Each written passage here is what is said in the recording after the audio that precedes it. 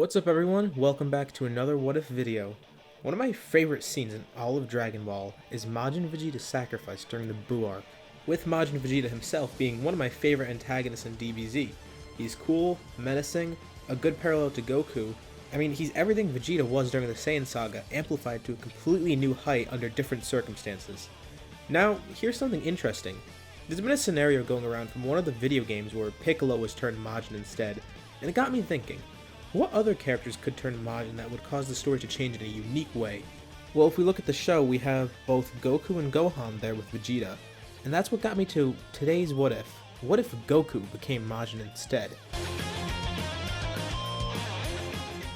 Okay, obviously, Goku can't become Majin, right? He's pure of heart, so Babidi wouldn't be able to take over him anyways. But we're gonna change some stuff around in a way that ignores this, but still makes sense.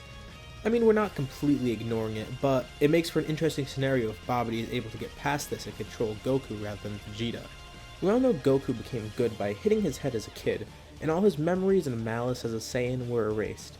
This is important, because we'll be using this to change the events. So everything goes the same until Gohan is fighting Dabura. Babidi is about to try and control Vegeta, but he gets an idea. He wonders if he could find any sort of malice within Goku. He searches deep and finds something interesting. His Saiyan side, the side that was seemingly erased and reset after he hit his head as a kid. Babidi begins to bring these memories to Goku, and he begins to remember his true past, why he was sent to Earth, his original objective, and his personality begins to show. This creates a window of opportunity for Babidi and Dabura. In this moment of distraction and all the malice they're instilling in Goku, they use this as a backdoor, and even with his pure heart, they're able to get into his head and begin to control him, no matter how much he fights. It's no use, because, just like Vegeta, he can't resist it. He goes Super Saiyan and screams in agony, trying to resist, but suddenly goes quiet. Shin yells to him, "Goku, are you okay?" Goku laughs to himself. "Goku? You must be mistaken." He turns around and reveals the Majin symbol on his forehead, with a sinister grin. "I'm not Goku, I'm Kakarot." Babidi not only took over Goku's mind, but this completely altered his personality as well and made him revert to essentially what he'd be as a Saiyan if he never hit his head. This isn't Majin Goku, this is Majin Kakarot. Not only that, but his halo disappeared. You see, it may not be canon, but in some of the video games, Babidi has the power to resurrect people. Not only is he Majin, but Goku is alive again. He's not dead anymore. Similar to how Vegeta got his Saiyan ways back, Kakarot is back to his Saiyan ways as well. The group is teleported back to the World Martial Arts Tournament, where Vegeta, Gohan, and Shin are face to face with this new opponent. Kakarot only has one goal: make up for his failures as a Saiyan. He begins by raising his hand towards the audience and charging a ki blast. Vegeta tries to stop him, but he gets knocked back, and Kakarot launches the blast towards the spectators. He laughs to himself. "That must have been about 100 people or so. I hope that makes up for the body count Rad has asked me for." Vegeta realized what's happened. Babidi turned Goku to how he was meant to be as a Saiyan and manipulated him into a malicious but familiar foe. Vegeta knows he has to appeal to his Saiyan side. "So, you want to play Saiyan now, huh? In that case, follow me. You wouldn't want to disobey your prince after all. No need. I'll easily defeat you first, then cleanse this wretched planet like I was meant to." His mind is crazy right now. He wants to destroy Earth because of his failures to do so earlier in life, and to make up for killing his brother and betraying the Saiyans, but he isn't thinking clearly right now and doesn't think about the consequences or anything that follows or a plan afterwards. He's obviously irrational and inconsolable at the moment. Vegeta and Kakarot go off to fight, with Kakarot brushing off Babidi's commands similar to how Vegeta did, and now he's basically in control of himself. Vegeta was taken over by Babidi because he wanted to become who he was before so he could fight Goku all out, but Kakarot reveals that it's different for him. In a moment of weakness as Babidi brought back his memories as a Saiyan, his Saiyan blood flared up and blinded him to what was happening. He actually remembered who he truly was and what he was meant to do. He betrayed his race, he killed his own brother, and now he's Kakarot again, and he wants to make it right. This leaves Shin and Gohan alone to go back to Babidi's ship to find the egg for Buu. The fight between Vegeta and Kakarot rages on, but Kakarot has no need to hold back this time. During the battle, he begins to power up past Super Saiyan 2, much to the surprise of Vegeta. His hair grows and his eyebrows disappear. Kakarot shows off Super Saiyan 3. He begins to pummel Vegeta, but he drops out of the form shortly after.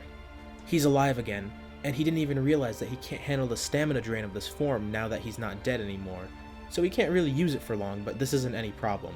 He's already done enough damage to Vegeta, and Vegeta attempts to make his final stand while Kakarot tries to recover stamina, but it's no use. In a quick flash, Kakarot goes Super Saiyan 3 once more and delivers a final blow, knocking Vegeta out, but not killing him. Having done this, he can continue his goal of exterminating life on Earth, with no prince trying to command him. But he now senses a huge energy source that just appeared, which will block him from enacting his plan. This fight was more than enough to awaken Buu, with the events here going pretty similarly, with Gohan and Shin being beaten as Kakarot then arrives on the scene after Sets and Gohan's power go away. Even though Majin Vegeta was evil, he did kinda show some compassion for Trunks, and I feel Kakarot would do the same here, angered by the apparent death of Gohan. In a way, it's kinda the same reason he didn't kill Vegeta. Vegeta was an obstacle, but he didn't want to kill another Saiyan. Gohan, while a hybrid, is a Saiyan as well, so even if he didn't show any compassion for him, he would at least be angered by the loss of another Saiyan. He challenges Buu to a fight since he's an obstacle for his goal of taking over Earth, and now for the fact that he supposedly killed another Saiyan. The fight is a little closer than it was with Vegeta, but Buu still has a clear advantage. Even with Super Saiyan 3, which kinda matches the power, Kakarot can only use it in short bursts, with a lot of cooldown in between, since like I said before, he's alive now and he has a greater stamina drain with the form, meaning he can't utilize it as long. Piccolo, Goten, Trunks, and Krillin are all watching this fight like usual. After Kakarot escapes the beatdown, he goes over to the group, as he begins to get some sort of clarity again, like Vegeta did, and begins to snap out of his Majin influence. His Saiyan personality and traits are still there, but his goal has changed and his Saiyan blood begins pumping again. His pure heart is kinda breaking through and taking over, but not quite yet. He's still a Majin right now, but he's at least getting some sort of clarity and realizing that there's greater things to focus on right now than world domination or some plot to avenge his fallen brother. This Majin Buu is a real challenge for him, and he postpones his plans of destroying Earth for a more reasonable but challenging goal, defeating Buu by any means necessary. He tells the group where Vegeta is and that he's unconscious, and how he believes Gohan is dead as well, much to the shock of Piccolo and Goten. He would use a spirit bomb, but in his current state he can't due to him not being pure. He begins to think to himself of what he could do, and then a smile on his face appears.